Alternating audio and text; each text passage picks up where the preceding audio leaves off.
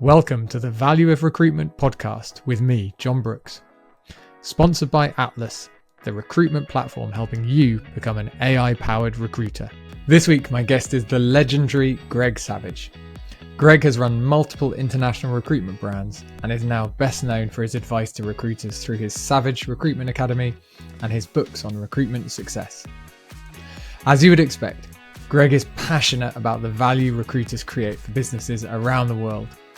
We dive into why we don't always believe in our own value and ways to gain more self-belief in our work. We talk about everything from differentiating your services to consultant burnout.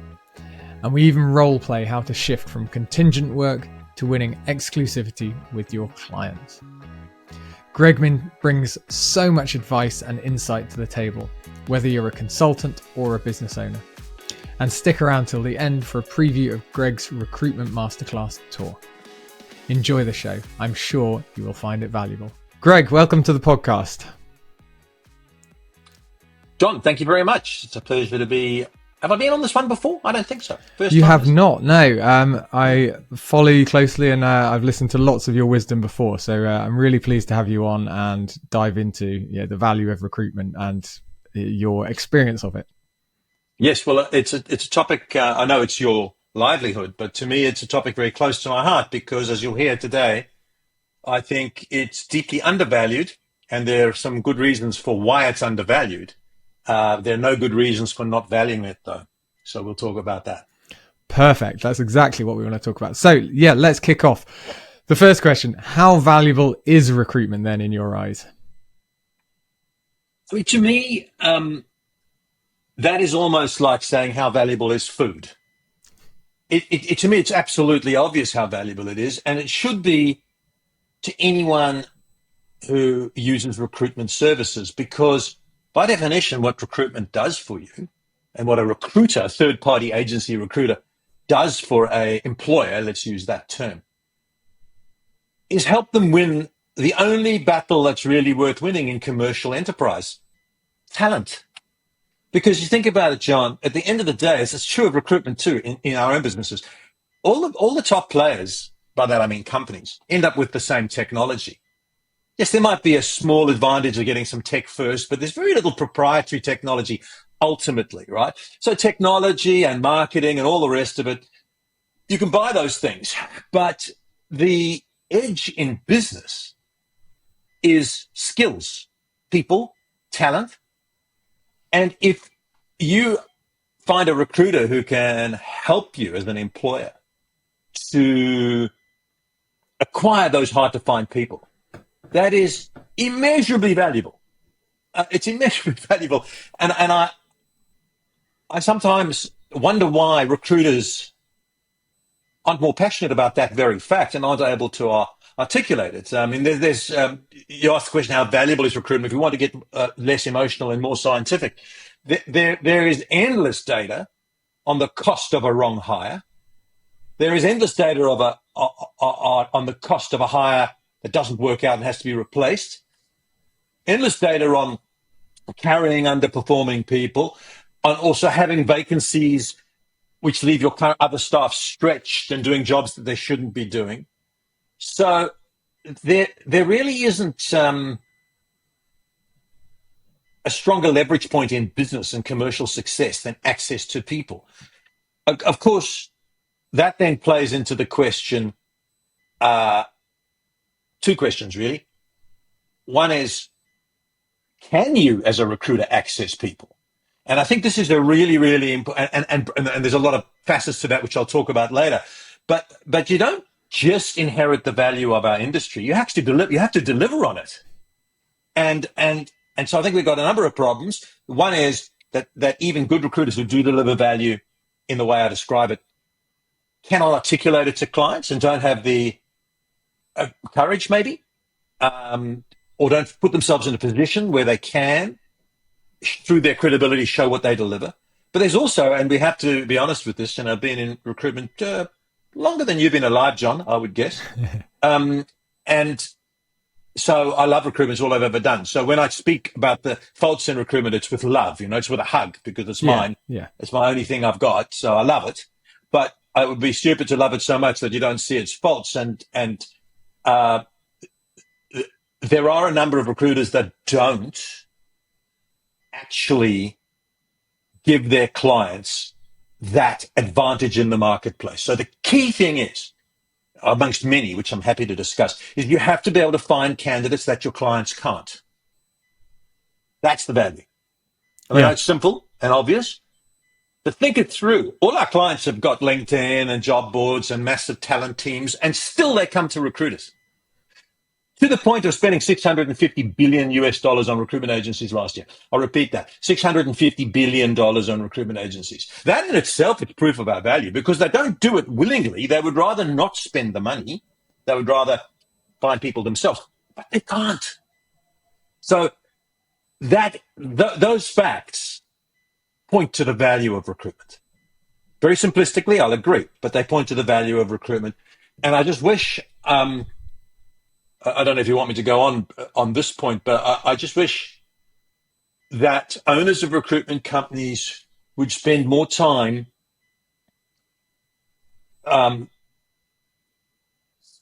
with the conversation internally about what our value is. Yeah. And coaching people on how to articulate some of the things I'm saying today and much more. But, there's a phrase in recruitment, and you may have used it, John, and if you ever have, stop fucking doing it. And that phrase is recruitment. It's not rocket science. I used to say that for the first 20 years I was in this business, and then I realized how stupid I am. And you see it on LinkedIn, you see clients and candidates sort of saying, it's not rocket science. How can that silly recruiter get that wrong? It's not rocket science. But the thing that frustrates me is that a lot of recruiters say that about their own industry. And when you think that through, it's actually demeaning the profession we're in. It's saying it's child's play, it's easy. And is it easy? I've never heard a recruiter say this is an easy job. And yet they go around saying it's not rocket science. The thing about recruitment and rocket science and all those stupid things is that the thing about recruitment is that it's very easy to describe it. It's just exceptionally hard to do well.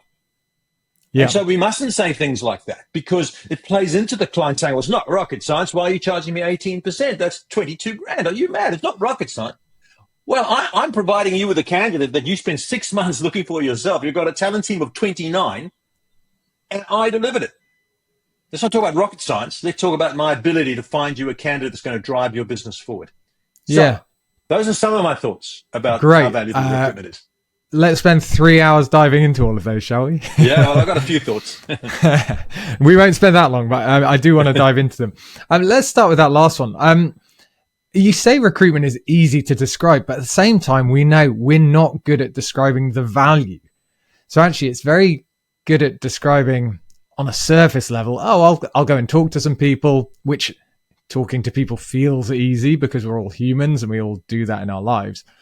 And I'll persuade one of them to come and work here, or I'll line some people up for interviews. But that's like saying, if we are going to talk rocket science, I'll get a couple of big propulsion rockets and I'll stick them to a capsule and we'll put someone up in space. And if my name's Musk, they'll explode. Right. Yes, exactly. So there's so much detail within that. So it's easy to paint a picture. Or we believe as recruiters it's easy to talk about. And yet, as you say, we don't find it easy to really push on how valuable it is. Totally. So, John, I reckon you've hit on you're right. I said it's easy to explain. It's easy to explain recruitment. We make an introduction and the client hires if we've referred the right people. That's what we do. It's not rocket science. Well, the real value, there's 4 parts, I think, to the value. And I was fortunate because I started as a recruiter at 21, but I started with an executive search firm. Can you believe it? The next youngest recruiter in the team was 40. Right? So I was 21, straight out of school in Africa. Not kidding. And so not school, 21, university anyway. And I was taught to sell retainers. And to do that, you have to sell the value, right? Because you're asking for money when you take the job.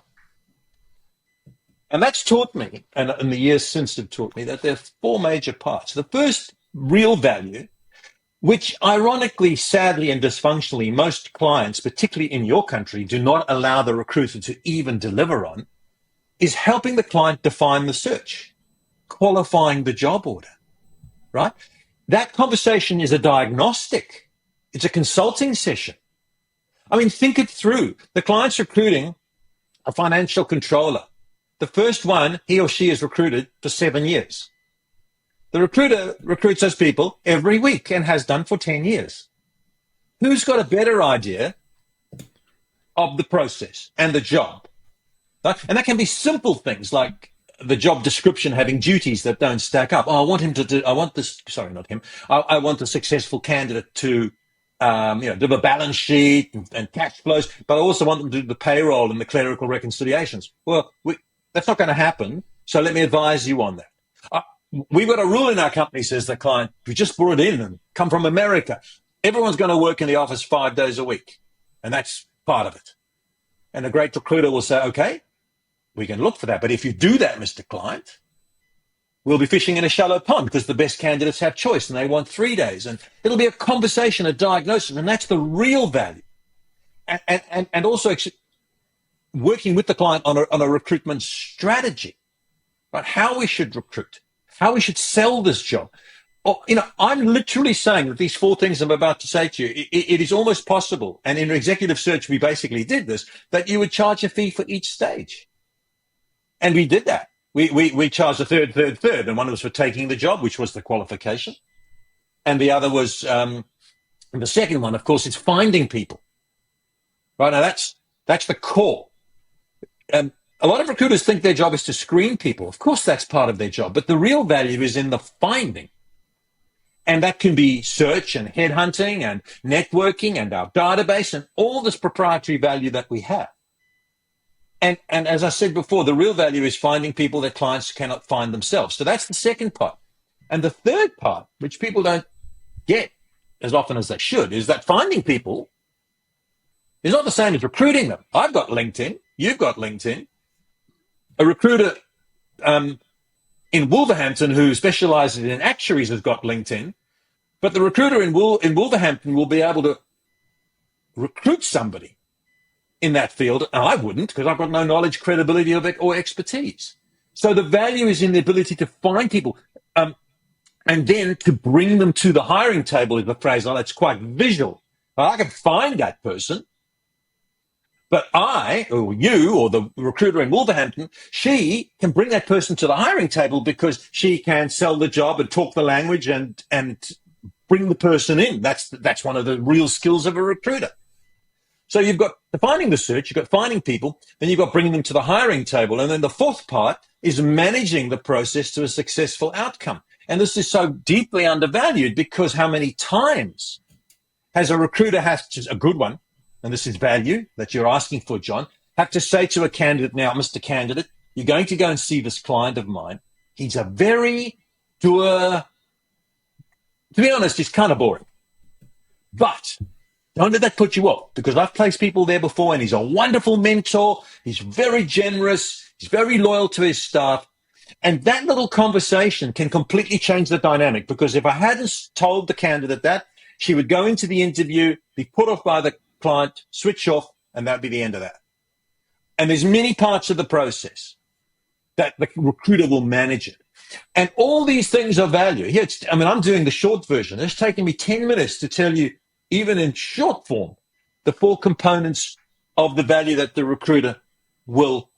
And there's no recruiter listening to this who won't agree with what I'm saying.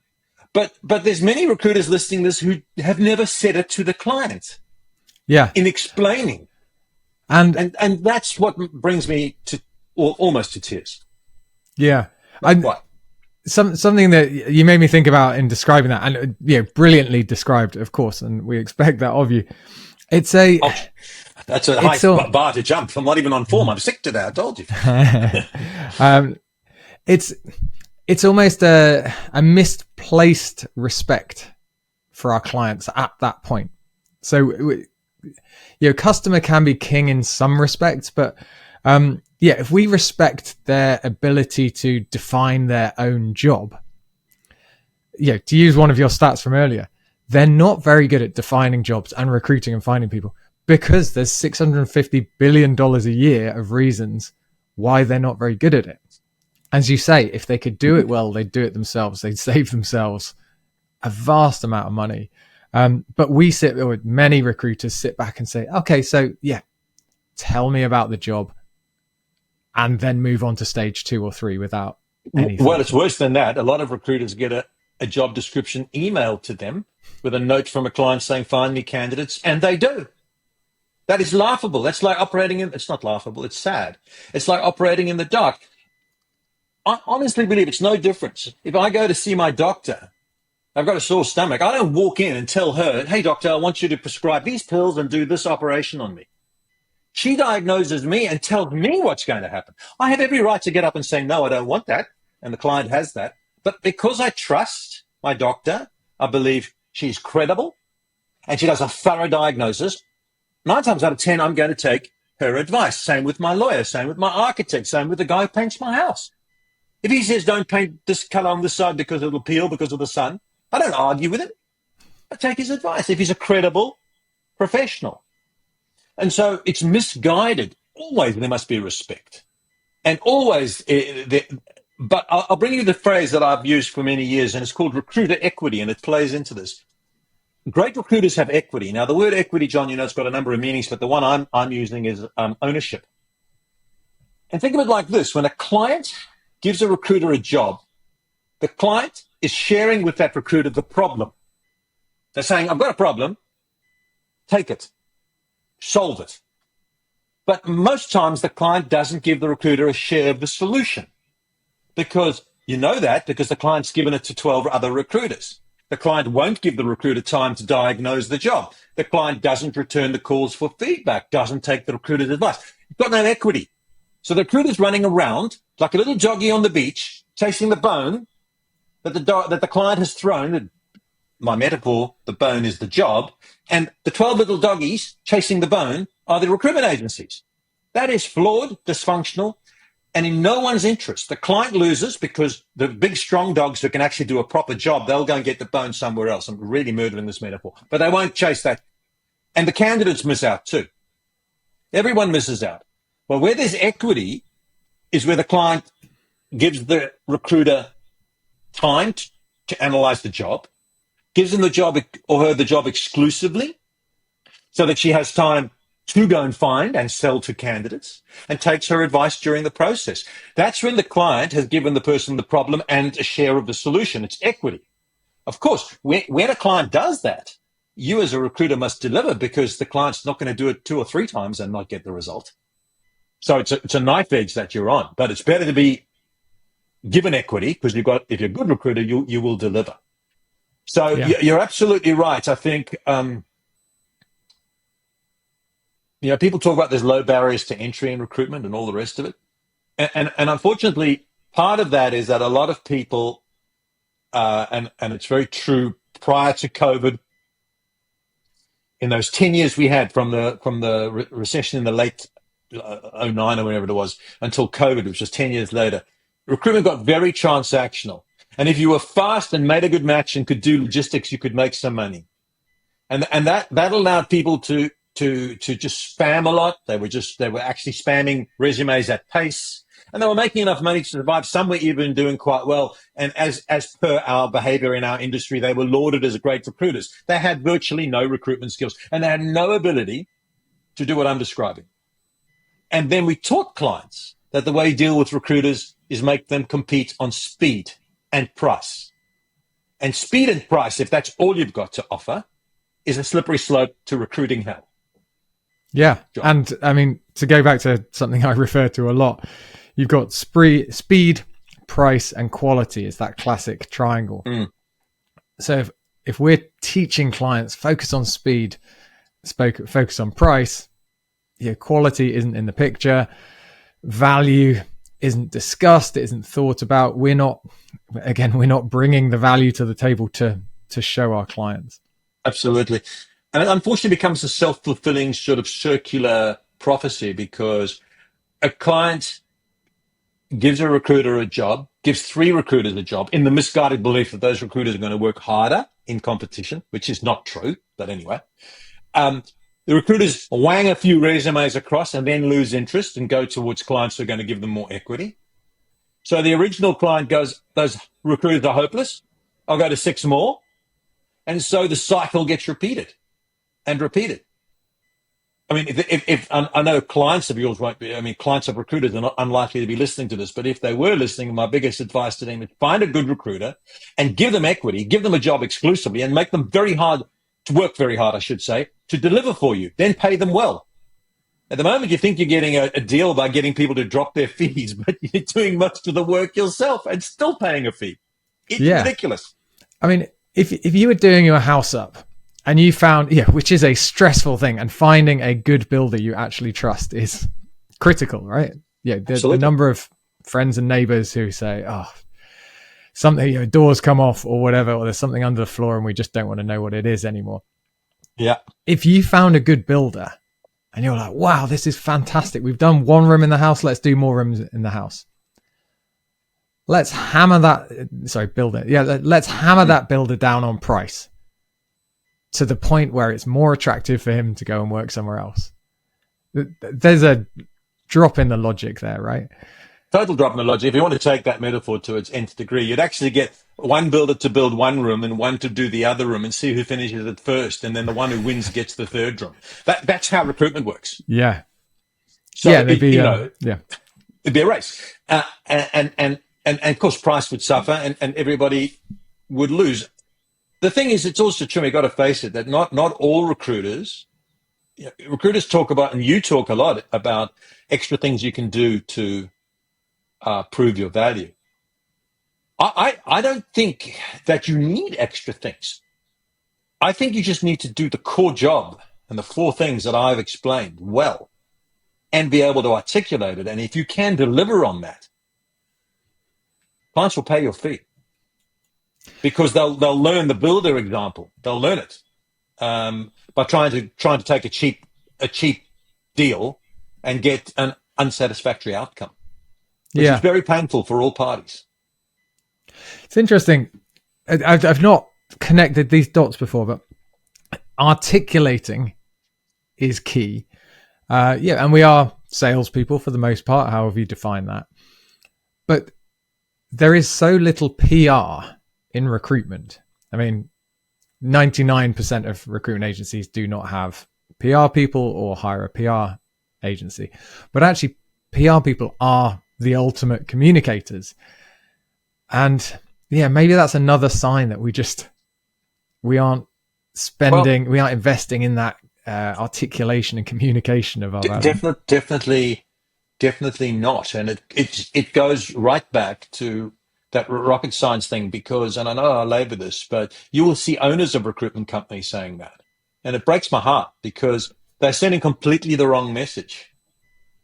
It's not rocket science. It's much harder than rocket science, actually. I mean, honestly, I'm going to take this to an nth degree. If I said in some sort of Squid Game scenario, John, you've got to select 12 recruiters, the best in England, or 12 rocket scientists, and choose one of those groups to go and recruit for your life, who would you choose? The rocket scientists, who are no doubt immeasurably better on an IQ test?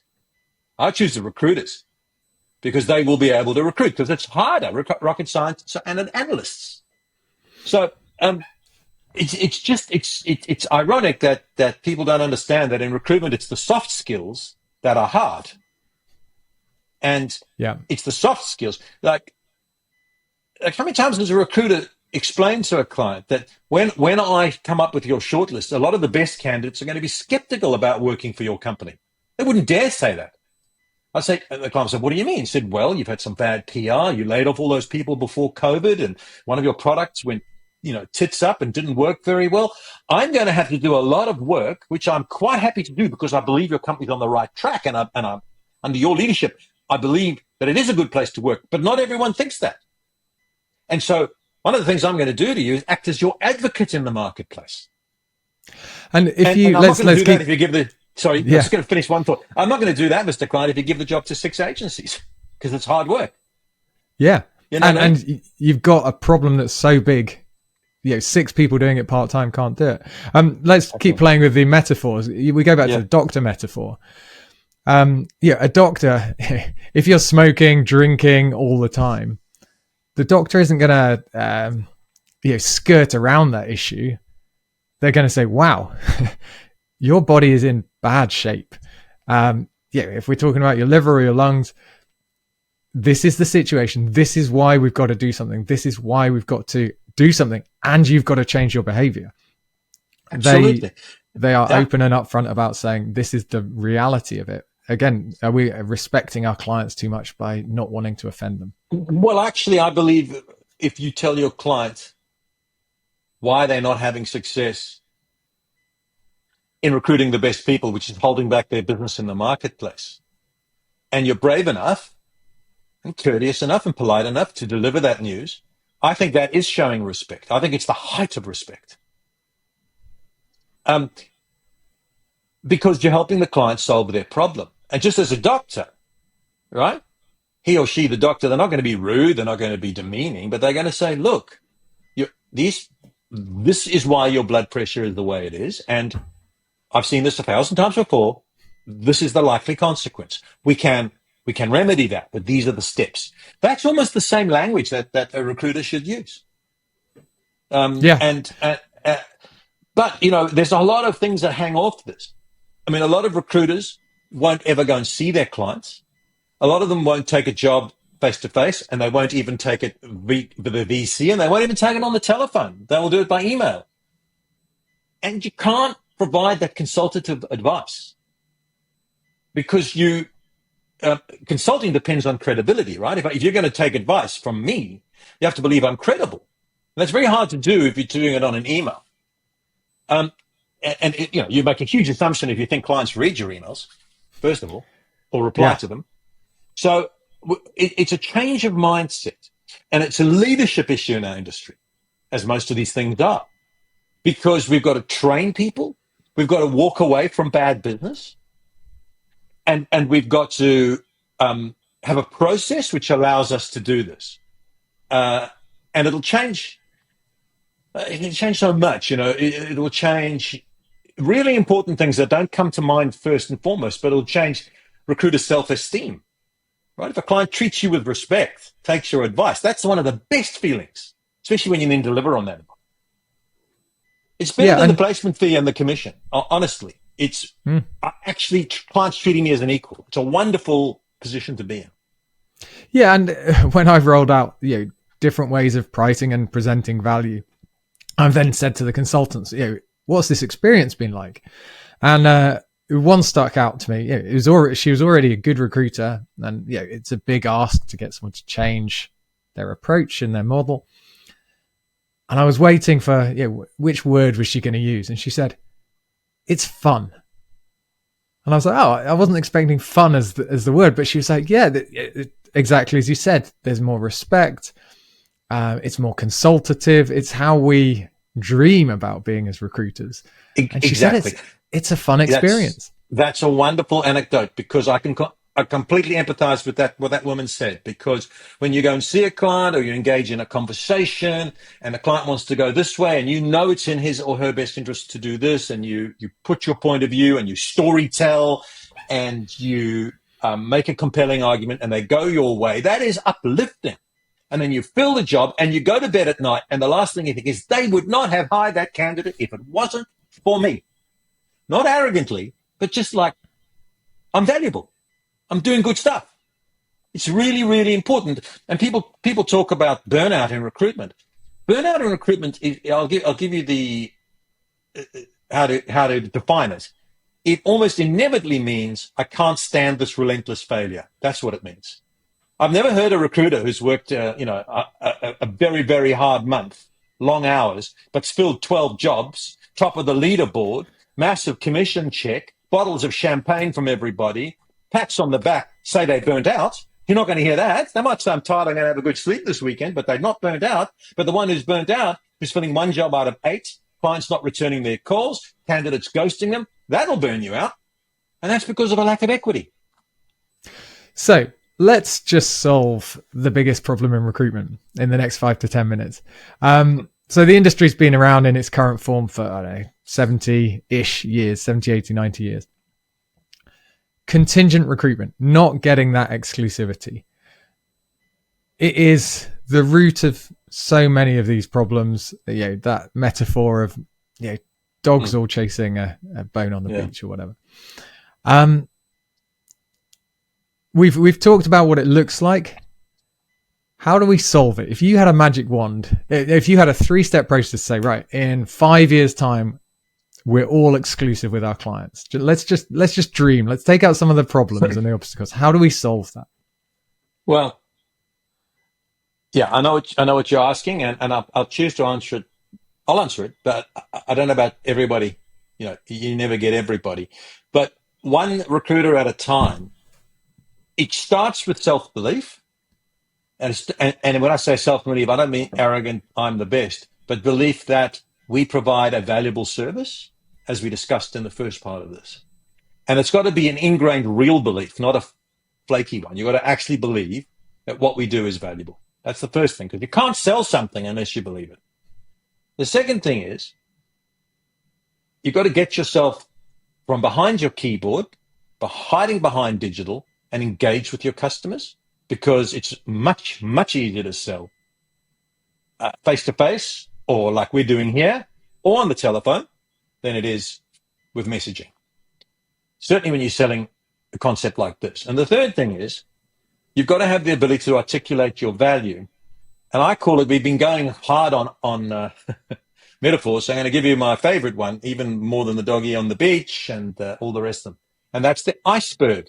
You have to have the ability to sell the iceberg. And if we could teach every recruiter to sell the iceberg, they would sell exclusivity, and they would go from filling 1 job out of 5 to filling 9 out of 10.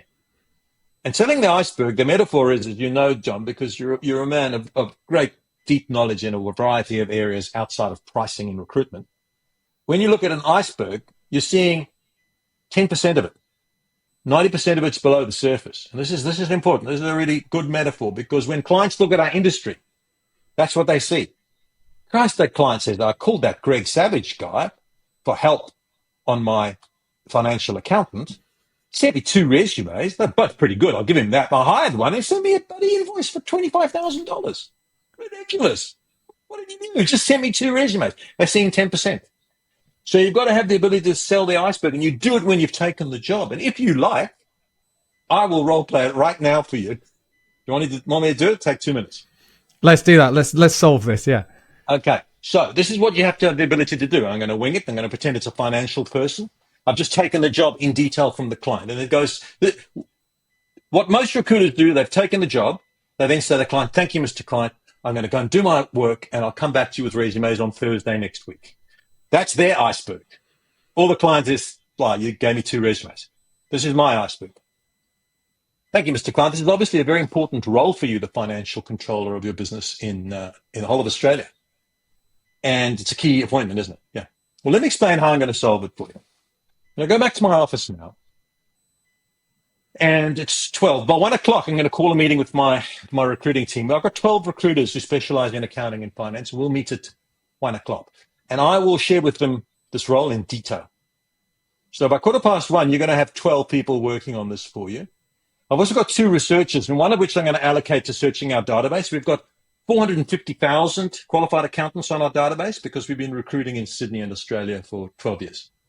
So his job will be to match what we've got in our database. And my other researcher, she's going to go on using our LinkedIn for outreach, and she'll be bringing suitable candidates to our recruiters to approach them.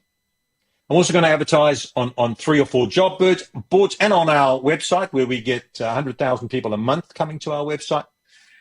And all that will be underway by 4 o'clock this afternoon. Now, you have said that the successful candidate can come from any state in Australia. So tomorrow morning, I'll have a meeting with my Melbourne, Brisbane, and Perth offices.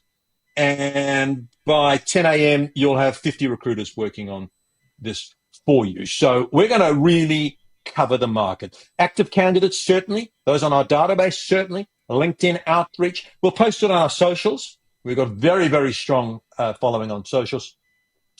And I would say by Wednesday next week, I'll have my long list. Now, our long list is going to be anything between 50 and 100 people. That'll come from all those sources. And I will be working on that on Wednesday, and I'll whittle it down to my medium list. That's going to be 10 to 15 people that look to fit the criteria. And I will interview them all personally. By VC mostly, but some of them face to face. And I will assess them against the criteria we've agreed today. That will be skills, experience, of course, but also cultural fit, as we've discussed, and salary match. And I will whittle it down to the best 1, 2, 3, and at the very outside, I'd suggest 4 of the candidates from the whole of Australia through all those resources that I will then brief on your role, match the salary expectation. I will reference check them, at least one each, before I even come to you. And then I will bring you my shortlist, how are you looking on Thursday morning? You busy? But it's going to be important we move fast. 2:00. Yeah, I'll come down 2:00 with my shortlist. Put it in the diary, please. And then we'll go through that. Now, how's the rest of the week looking for you? Because once I bring my shortlist, we have to interview all of them within 48 hours. Now, the reason for that is that they'll be the best of candidates in Australia, and they'll have choice. So can you clear your diary can we even put in a couple of interview times? Brilliant. Okay, Mr. Client, I'm looking forward to it. Now, let me explain my fees. And at that point, I'll sell exclusivity. Because who on God's green earth would expect someone to do all that, John, on a contingent basis? Yeah. Now, I'm not going to do the selling of the exclusivity, although it's my favorite thing of all time. But I sold the iceberg there. Okay, it took me 2.5 minutes. But no recruiter does that. Everything's true. Everything is true. Yes, I may have gilded the lily a little bit because I'm a salesperson, but I never told a lie. And I'm not suggesting anyone tells a lie. I'm just saying, tell them what you're going to do. When I ran Recruitment Solutions, which was an accounting recruiter, sorry to keep talking, but I just want to get it. We were all trained to do that. And our jobs went to about 80% of them were exclusive because of that. Sorry, John. Everyone is talking about AI-powered recruiters. But what does that actually look like? With Atlas as your CRM, it means every interaction with your candidate is automatically captured and searchable. If they mention their salary in an email, it's instantly recorded without you having to write anything. And behind the scenes, Atlas discovers every company that a candidate has worked for, the industries those companies operate in, as well as things like company size and description. All this means you can do your job much faster and add more value to your clients. To learn more about Atlas, go to recruitwithatlas.com. No, I was going to agree completely. It took you 2.5 minutes, but now, yeah, and then you do the same amount of work as if they'd only seen the 2 resumes and thought that was it. Same but work. The $25,000 invoice, they say, great. Thanks that 2.5 minute explanation. That was, I think I would have paid $30,000. Well, it's interesting you say that. Once you've sold the iceberg, it must have happened because I've done thousands of these jobs, but I can't ever remember someone arguing about the fee when I presented the fee. When I went on to talk about, because what are you going to do? Say, 15% sounds too high for that? I've got a team working on it. We're doing all those things. And you may, if you're a recruiter listening to this, you might say, well, I don't have 100 people, etc. It doesn't matter. You have got what you've got. Just sell the whole iceberg. Don't assume the client knows you're going to do it. The client thinks we lean back in our chair, roll a cigar, open a glass of Shiraz, and pluck a couple of resumes out of our bottom drawer and email them to him and then send an invoice. I'm exaggerating, obviously, but they don't see the value. But that's because we don't show them the value. Yeah. And it is, this then comes back to that self-worth and, do we value ourselves? A couple of points on that. I used to sit next to a brilliant finance team in London, in the agency I used to work for. And someone would come in, even a junior consultant, say, I've got a new job, or one of our clients has this job. What should we do? And they'd be sitting in their team meeting, as you say, every 9 a.m. or 1 p.m. And the manager who'd been in that market, that geography for 20 years, could just say, I know so-and-so here. I know this person here. I know that person's gone there. And someone would suggest someone else. there would be this incredible buzz. And I hope most recruiters do experience this. If you're a junior recruiter, you see your manager doing it. You see the other experienced recruiters around you. And that knowledge of the market, it isn't just talent insights off LinkedIn. It's what's in your head. It's what's in your network, both your brain network and your human network, of saying, oh, this piece of the jigsaw could go there. This person's interested. They've been somewhere 7 years, and I know that's a long time for them. They could move. There's a similar company here. They've just solved a similar issue in that company to what you've said there. So when you say, I'm going to get 10 recruiters working on it, doesn't mean they're all sitting down writing. It means they're talking and using their experience, which is invaluable. Exactly. And John, what you've described is the beauty of recruitment. And you're right. The contribution from one recruiter might be, she may not even be paying attention that much in the meeting. And she says, oh, actually, I just saw Bob Smith in the street, and he said, I placed him about 5 years ago. He told me he's thinking, yeah, Bob Smith would be good. She hands over Bob Smith to the colleague. She doesn't do anything else. Bob Smith gets the job. What's the value in that? Yeah. This is a slightly different story, but I had a contact of mine in Japan call me the other day, and he's representing a gigantic $2 billion Japanese recruitment company who wants to buy business in a certain sector in Australia. And he can't find it. In about 8 minutes, I gave him, I could come up with 6. He's got meetings with 4. That has got nothing to do with my cleverness, which is almost zero.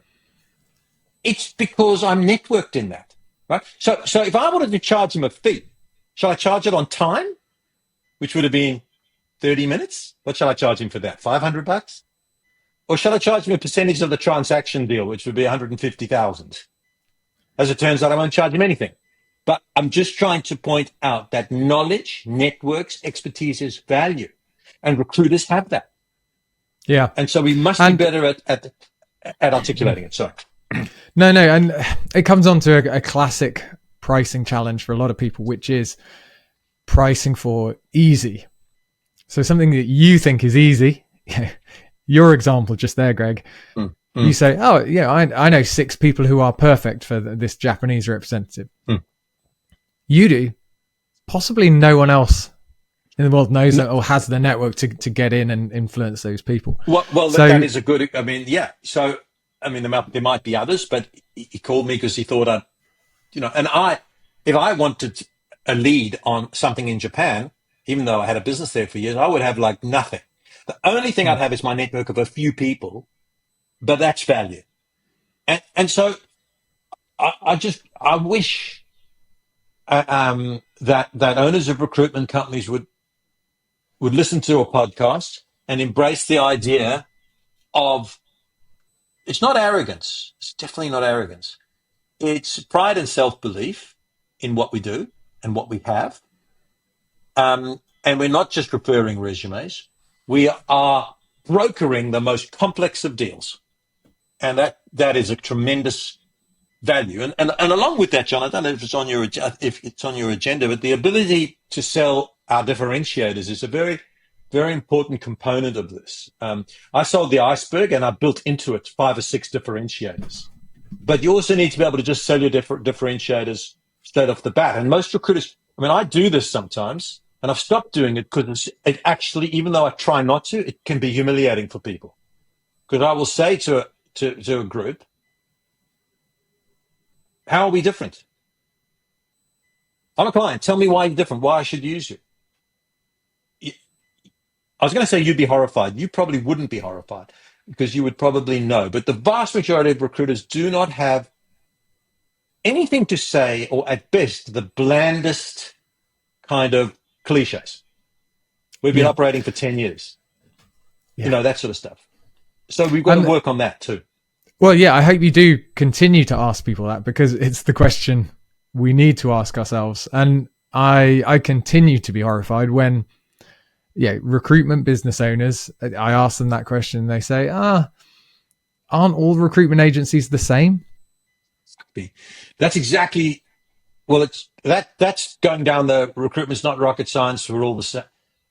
Clients and candidates say that about recruiters, and it's not fair because they're not all the same. Recruitment companies are not all the same in terms of so many criteria, and individual recruiters are definitely not all the same. And so I think if you talk about differentiators for my tips there is that you've got to work out, and you should have training and discussion and role plays on this. I'm being completely serious.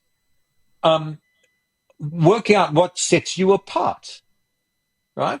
What do you bring? The way to think about it, if you're an owner of a recruitment company listening to this, or a recruiter, what do you bring that has special value? What's your wow factor? What can you claim as your own? And a lot of people say, well, we don't really have anything, and in some cases, maybe that's true. And in that case, you're not going to be able to charge much than the lowest rate. But mostly we do. But my tip is your differentiators must solve problems that are important to the client, right? So, for example, we've been operating 25 years as a recruiter. Well, that's, I guess, proves something. And mostly, I'm a cynic and I've got a smart mouth. I would say, well, that just proves you've avoided liquidation for 25 years. How does that help me? A smarter way is to go, we've been in business 25 years, and as a result, we've got 1.2 million of the best actuaries in the UK on our database. We have built that up. Now, that sets you apart. And specifics are very powerful with you. Don't go with the bland cliches. Specifics. We've got 10,000 qualified chartered accountants on it. That's got to be true. I'm not asking for a lie. You never have to lie. You never should lie. Or last year, 90% of the jobs we took from our clients, we filled within 4 weeks. Again, if it's true. Those sort of specifics are powerful. It gets people to sit up. And again, it's a skill which so many recruiters lack, is that you can meet a client or have a VC with a client. You ask a lot of questions. Selling is listening, actually. You may not think that because I'm doing all the talking, but I'm doing the talking because we've got 40 minutes to squeeze it all in. But if you're actually selling something to somebody, you're listening. You're asking questions. And then you can position what you bring, knowing you're going to hit that client's hotspots, so to speak.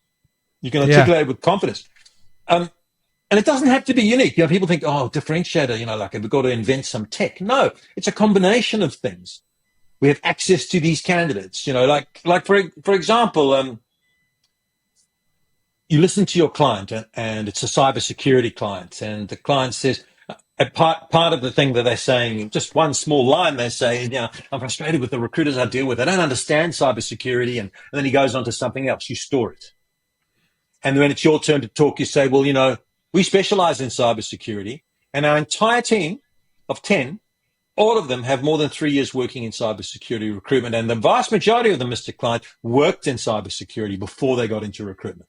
Now, that has to be true, but that's a massive differentiator. And if the client is saying to you, they don't understand the sector, and you're saying that, he's won over, typically. Yeah. Yeah, because as you say, it has to be relevant for them. How do you find out if it's relevant for them? You listen. Exactly. You may need to ask, but you absolutely need to listen. I think just because differentiation is so valuable, because without differentiation, we're commodities, and commodities are low value by definition.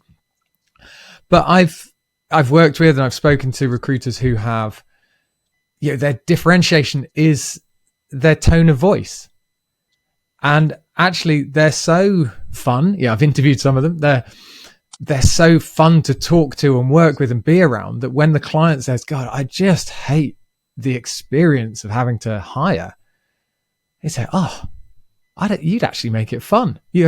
Amazingly, you're solving a problem. It feels easy, maybe, if you naturally have that personality. Although we know lots of people aren't that fun to do business with.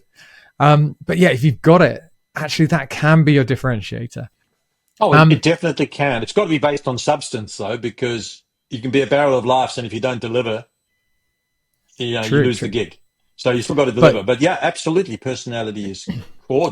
But if you say, I've got everything else, but everyone else has that, which you may not believe, but you then say, no, I've got that tone, or I've got that kind of exciting, fun brand that maybe others don't. You've got a Sure. cybersecurity recruiter who's very serious. It's all about, what if you're hacked? What if it's important, and that's a great tone to take, but someone could take the exact opposite tone, Yeah, and that would be attractive and valuable to can some be. clients. Absolutely.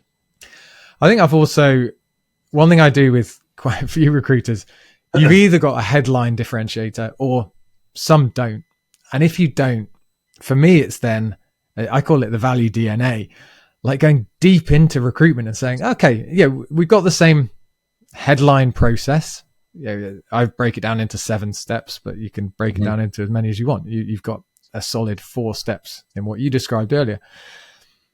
But you then say the amount of decision points within those steps. So which job boards do you advertise on? Do you put it on Twitter? Do you not? Do you put it on, every step of every sub-step of the process, you have to make a decision. You go through all of those and then you say, great, does your competitor make exactly the same decisions? Clearly not, because there's been 50, 100, 150 decision points. And they say, oh, actually, well, yeah, I value social media and getting out into those networks, and actually I've built those up over time. So I guess I tend towards that. And you say, great, what do your competitors look like? And they say, oh, no, they clearly don't, because I can see they don't. So and this is my message to people listening who say, I still believe we are all the same. It's like, if that's your belief, then go deep and granular to find that, there is a difference out there. Well, I agree with you. It's probably true that, I don't know, I've never done the sums, but there might be a percentage of recruiters that don't have much to differentiate, and they will be the one dragging the market down in terms of price, because they can't point to anything that's a differentiator. They don't offer anything that's different. I would just swim completely the opposite direction. I would look, if you don't have one sort of keynote or massive differentiator that's easy to articulate, then you will have a cocktail of smaller things that make you different. And you make an excellent point. The difference a recruiter can make in those multitude of little decisions in the moments of truth in a recruitment process is in itself a differentiator. It's normally built on experience, and that allows you to help the client make the right decision. The premise most people start from, both client and recruiter, is that the client knows best. And that is clearly wrong in 99% of cases. How could the client know best when his or her job is being head of cybersecurity and you're a cybersecurity recruiter? That's your expertise. So you have to somehow get that across without sounding arrogant or dictating to anybody. But it comes from belief, the way you speak, the questions you ask, honesty, setting the iceberg, being prepared to sell your differentiators when necessary, and also walking away from clients who won't take your advice. Let's focus on that one. Let's say we've built up this belief, this understanding of our value. We're explaining that to the client. The client nods and the client says, yeah, okay. But someone else, there's another recruiter I'm talking to who has offered a lower price.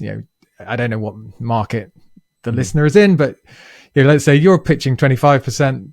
The client says, yeah, but someone else has said 20.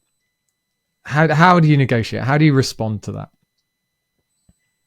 Well, I'll be very honest, as I always am. It would depend on what my own pipeline looked like, to be honest with you. It's a lie to say it wouldn't matter. If I had no other jobs and there was no sight of any other work, it was 2009 or a bad period of time, you would have to maybe handle it a bit differently. But mostly that's not the case.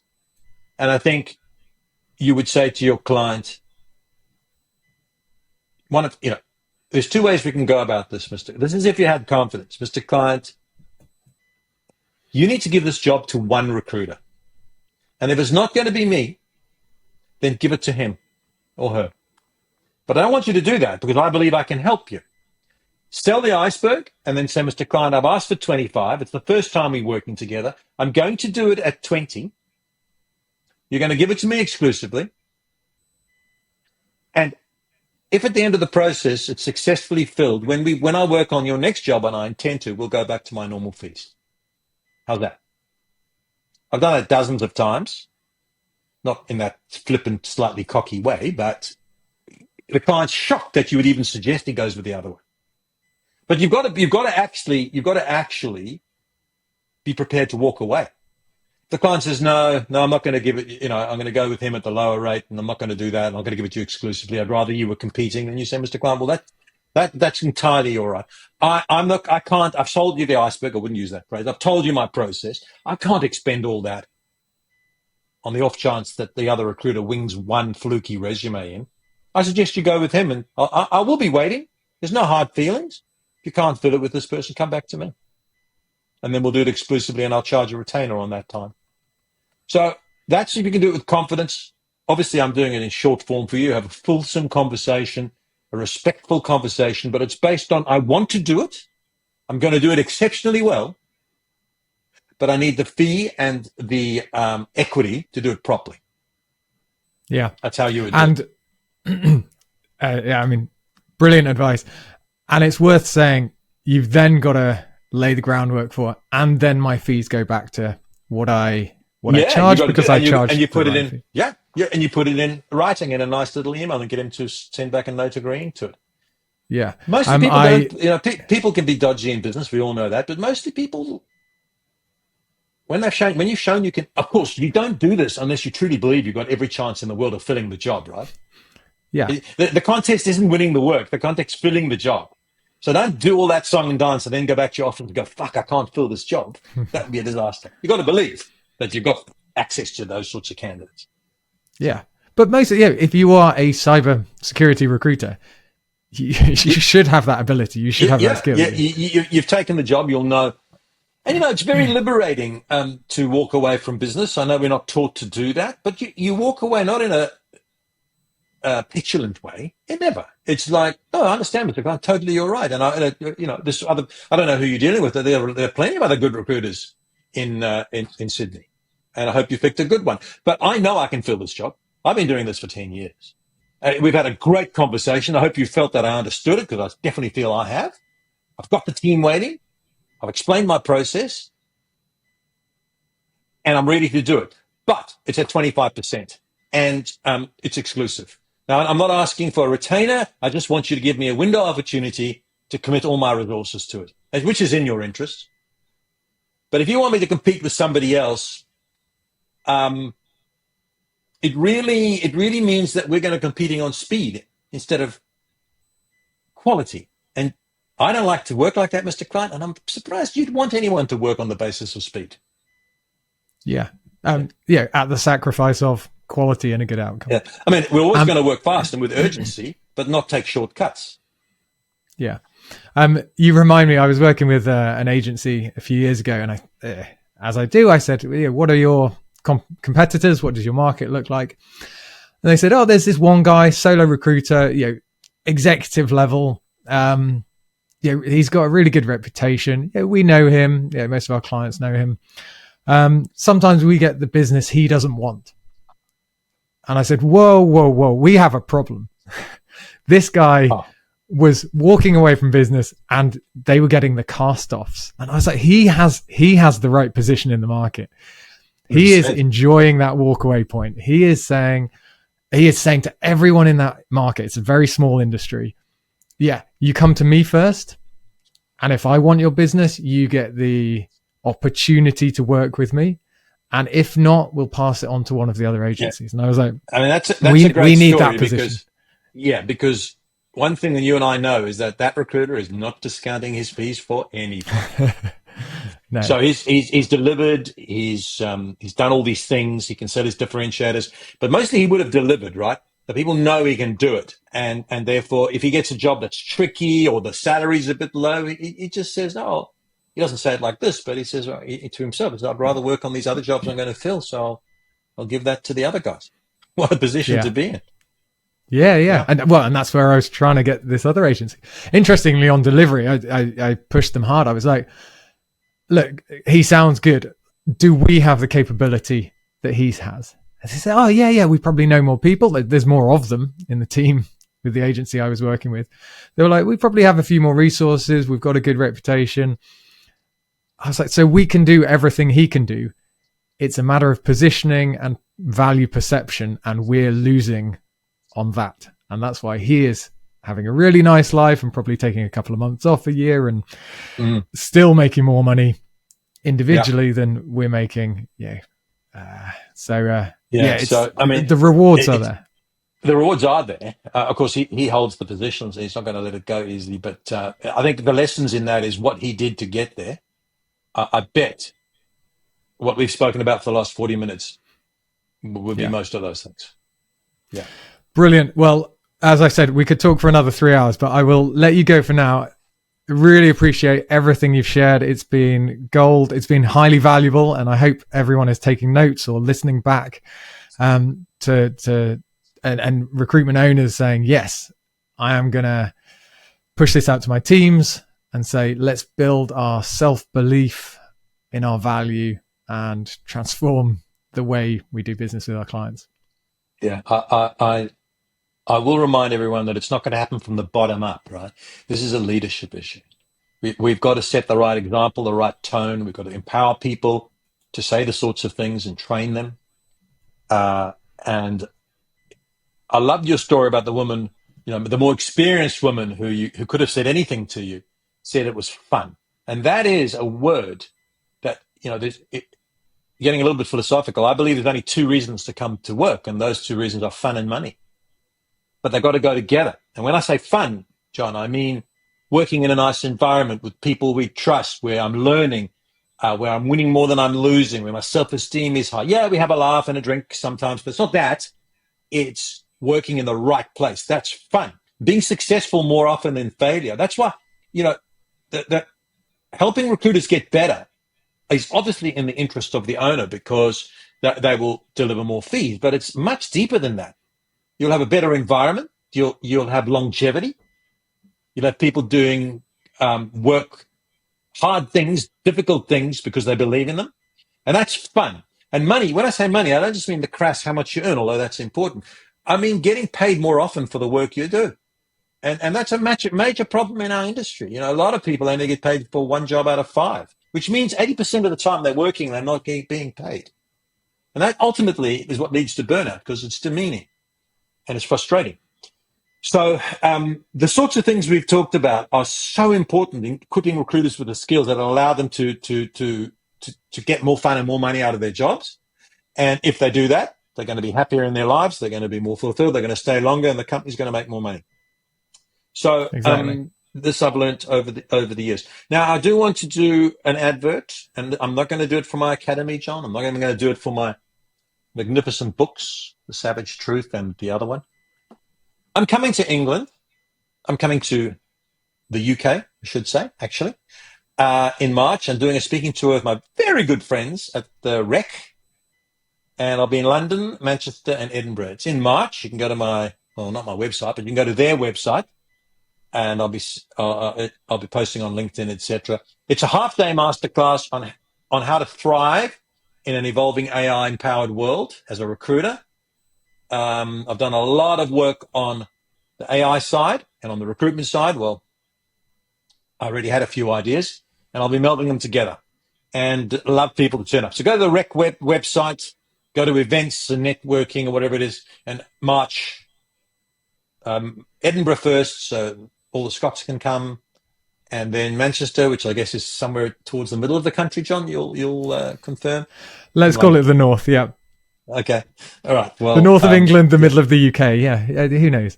There's a lot of good recruiters in Manchester, so I'm sure they'll look forward to joining you. And then, we'll see you in London as well. I will put those links in the show notes as well, and we'll get them promoted out. Thank you very much. I mean, we haven't touched on so much, but we haven't touched on technology and AI. So that feels like the perfect leaping off point to say, great, let's take what you've learned here. And then there's so much more you can hear from Greg. So Greg, again, thank you for everything you shared today. We look forward to seeing you in March. Yeah, I hope you. I'm going to the recruitment. I'm speaking at the Recruitment Expo as well, so I'll no doubt see you wandering around from bar to bar, John, like I normally do. Perfect. So no, I give exclusivity. I give exclusivity to one bar. Fair enough. You see, there you practice what you preach. Just on the Exactly. AI thing to finish up on that, Yeah. the irony about the evolution of AI and automation is that the skills we've spoken about today are going to become even more important because, again, the technology will change a lot, but all recruiters are going to have the same technology. The influencing skills in the process of recruitment will be front and center. And that's really the theme of my masterclass, is explaining how the technology is evolving, certainly, and what parts of the job are likely to be automated. But if you're a recruiter and somebody says to you 60% of your job is going to be automated, it's probably true. You've got to ask yourself, well, am I going to work 40% of the time? Or am I going to become better at the parts of the job that tech cannot do? And that is the secret sauce. Yeah. And in my opinion, those happen to be the parts that can be fun. It's not the taking notes. It's the it's the achieving. Not the taking notes or the screening. Those things are all very important. I'm just looking down at my air conditioner, which has gone from. There you go. Yeah, all of that's critically important. But the fun part of the job is, look, let's make it very, very simple. You and I could send a candidate an email saying, would you like to go to this job? And they can just ignore it or send back a one-word answer, no. Or shall I call them and let's see who wins? You know what I mean? Because if I believe she should go to that job, and I say I mean me and any other good recruiter, she will go, because I will convince her it's in her interest, and it will be in her interest, and she will go, and she'll love it. And technology can't do that. And it's a wonderful thing that it can't, because it means we're still going to have a job if you've got good influencing skills. That's the theme of my chat in London, in England. Well, let's continue these conversations. Thank you for coming over to London. It's the rest of the UK. It's great to share more of your expertise. And thank you for everything today. No, thanks for having me on your podcast. It's always a privilege, and I hope it's useful for anyone who's been listening to this, because I think it's been a tough 18 months for people. I can't give any hope that it's going to get better or worse. I really don't know, but we've just got to control the things we can control. And I think when the market evolves and changes, it's how we react that's the differentiator. Just waiting for the market to improve is the least you can do, and the wrong thing to do. It will or it won't. It's how we respond. And learning these sorts of skills is going to make a difference. Yeah, absolutely. Thanks again, Greg. Take care. Thank you. Bye, John. Thanks again to Greg for his exceptional advice and ideas. 3 things stood out for me. First, the importance of us believing in our own value as recruiters. Rather than telling people that recruitment isn't rocket science, we should be celebrating the challenges we solve, using skills and talents that many people just don't have. Second, Greg's use of the iceberg analogy as a way of articulating our value more effectively to clients. Get this right, and no client is ever going to complain about the size of your fee again. And third, the concept of recruiter equity. We need to take and earn ownership of our clients' problems and bring the right solutions to them. If you found the show valuable, please leave a review and remember to subscribe or follow the show on your podcast app. You can also get more insights and inspiration by signing up to my added value emails on Substack. You can find the link in the show notes. Now, go create some value. Thank you to Atlas for sponsoring the Value of Recruitment podcast. To learn more about how Atlas is creating an AI platform that helps recruitment agencies generate more placements with less effort, visit recruitwithatlas.com.